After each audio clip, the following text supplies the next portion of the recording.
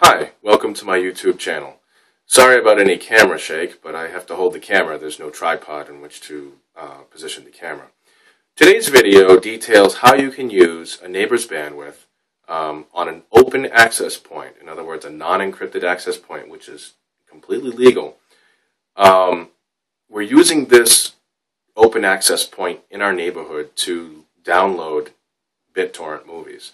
Now, typically what happens is if you download BitTorrent movies, generally your ISP gets notified and you get a letter in the mail.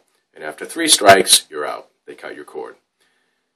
This is typically done and initiated by the copyright holder of the work. Unfortunately, the laws that are on the books force the ISPs to do this, and if it were the ISP's choice, they would be in a position of saying no. But unfortunately, the laws have their hands tied behind their backs. This needs to change.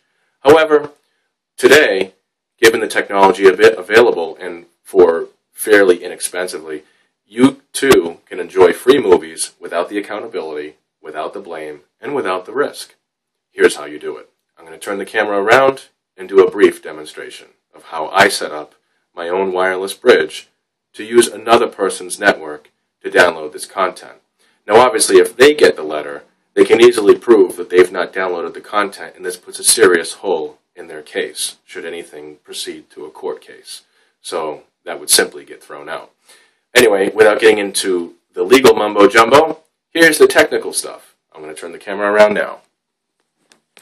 So what we have here is a directional 15 dB antenna. This antenna is available online through many different retailers, Newegg, Hyperlink, etc. This particular model is an internal Yagi that has about 15 dB of gain, forward gain, in the direction that it's pointing. It's very compact and very easy to set up. And we're pointed at an open network about 1,000 feet away to this building is where we have determined that the network is coming from. Nice clear line of sight shot right here from our attic. You could probably even get away with this on ground level too, provided that you have clear line of sight, or clear line of sight to any network. Essentially, from this antenna, we have an RF cable that comes down and goes into a router. This is a Buffalo router, which has an RPSMA female jack, and we're connecting the cable using a N to RPSMA adapter. You can do this with any router that has an RPSMA terminal. The DHCP engine on this router is turned off because we're using it as a bridge, and the router is set to a static address of 10.44.44.1, and that's on a /24 or Class C private subnet. This subnet is not on our regular LAN subnet. Our regular LAN subnet is 10.0.0.0/24. So we operate 2 different subnets, and the reason that's done is on our computer downstairs from the comfort of the couch, accessing this connection is as easy as changing to an IP address on the 10.44.44 subnet. So as you can see, there's an Ethernet cable that comes from this router configured as a bridge, and that goes from here, okay, eventually over to a secondary switch. And the secondary switch is located also up here in the attic for ease of connection, right? It comes down there and goes into this secondary switch. And of course, the secondary switch then uplinks this down to the primary switch downstairs.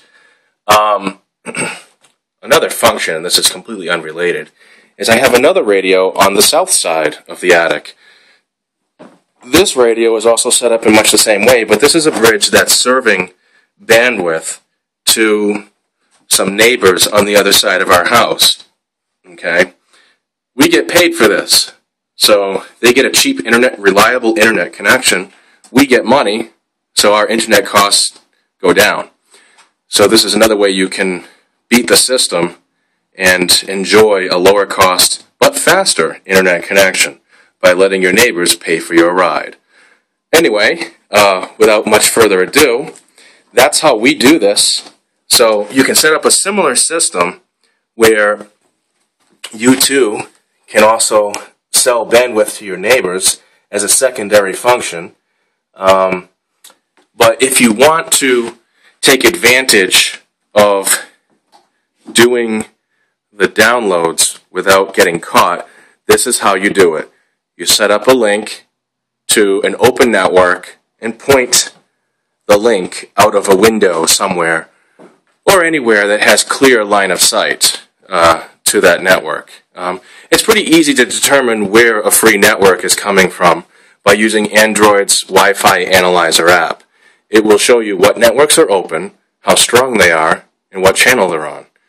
This router, and both of these routers, configured as bridges, use the DD-WRT firmware, which is available as a free download. You can easily locate that. Just Google DD-WRT, and it will take you to the download site.